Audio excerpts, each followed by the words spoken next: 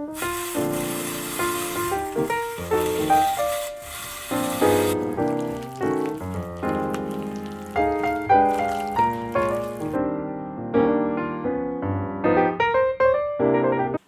good morning. Welcome back to our YouTube channel, and it's my day off.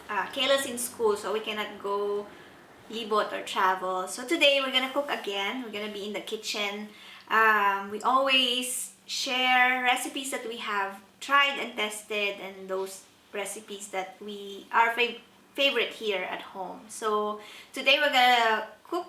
We're gonna bake carrot cake, and this bring memories of my work from before, and I think it's 2010. So let's go. Let's cook today. So we are gonna cook. We're gonna bake carrot cake today, and it's not a paid promotion of Salad Master, but we want to shout out to our new friend Kenny. And if you wanna learn healthy cooking with Salad Master, please visit her channel. It's at Kenny's Salad Master Healthy Cooking. And also shout out to Sister Ming, who many years ago have sold us Salad Master for a good price. So let's cook. So remember that when you prepare your recipe, preheat your oven to 350 degrees Fahrenheit. So let's start. We need to sift our dry ingredients. We have our 2 cups of flour. Why do we need to do this? So all our dry ingredients would have chunks on it, and making sure that they're all gonna be smooth. We need our cup of sugar.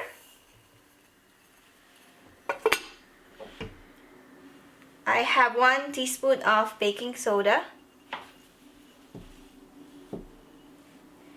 And I have baking powder, ground cinnamon, nutmeg, cloves, and salt. Please check the description below for the full recipe description. So let's sift them.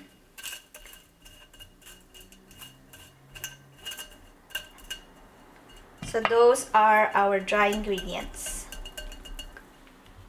So let's set the dry ingredients aside after we sifted it. We would need 4 eggs, and we need to whisk it.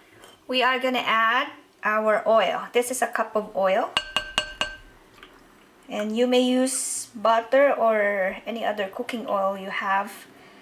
What we have here is olive oil. So we need to whisk it until it's well blended.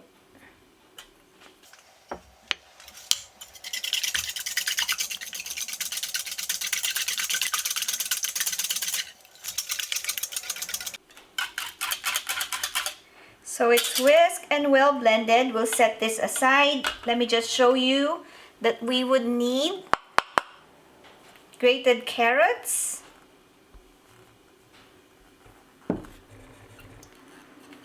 crushed pineapple, and it should be well drained. And we'd need chopped walnuts.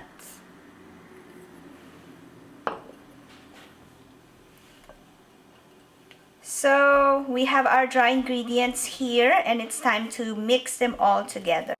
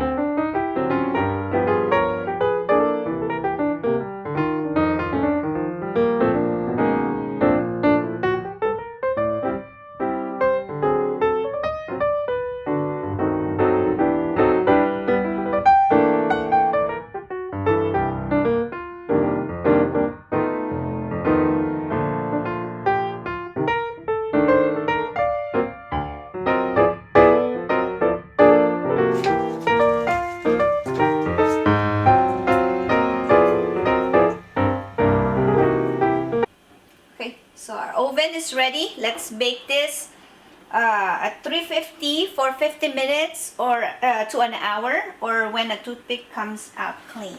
So let's try 50 minutes first, and it's the center of the middle rack.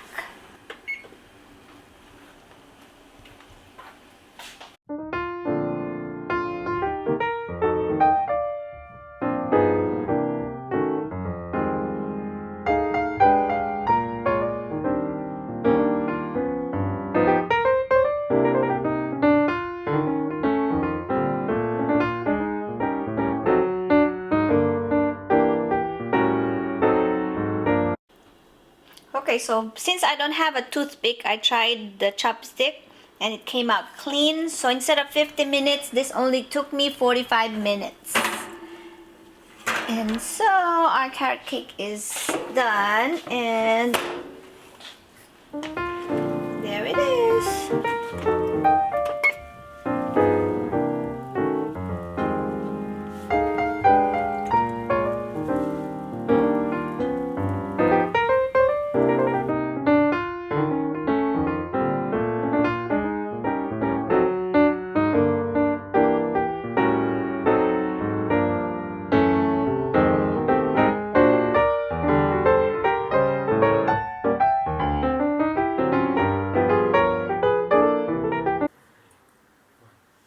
Hi!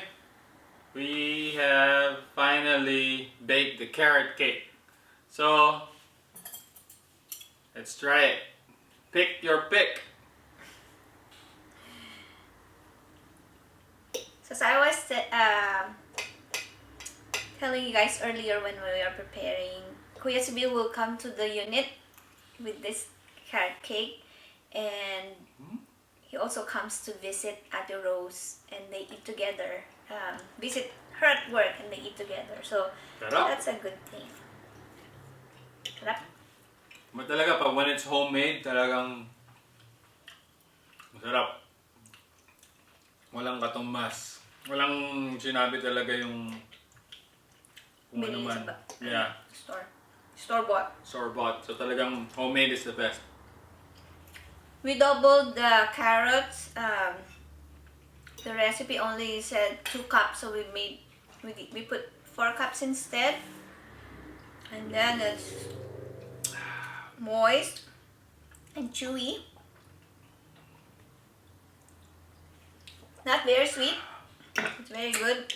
Hot with coffee. Woo. And with VG. Kain tayo.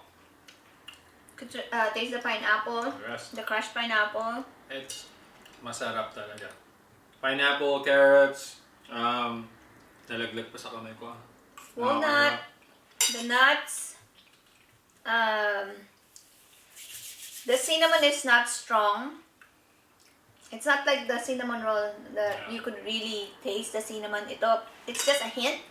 And even if we put cloves and nutmeg, it's just a good amount for the combination of those 3. It's really good. I don't know the ingredients, but this thing tastes really good. Sana hopefully later on matutunan ko rin ito mag-bake. Anyway, kain tayo. Sana daw that he would learn it. There's a lot of recipes that he actually learned already. So his dream is to learn to bake. So watch out for it. Soon or sometime, someday he's gonna be baking. But we're gonna be eating and finish this, and we hope that you liked our video. Advance happy Valentine's to all the couple. So hopefully, Because it's February. February, and have your mini date at home. Stop. Yeah. So we hope that you guys like this video, and we hope that you have many more date nights or date afternoons, date times with your spouse, with your loved ones. And we hope that you like our video, share, and subscribe. But we want to ask that you watch the whole video first before you hit the button, so your support would count. But thank you once again, and God bless you guys. Keep safe. Bye. Bye.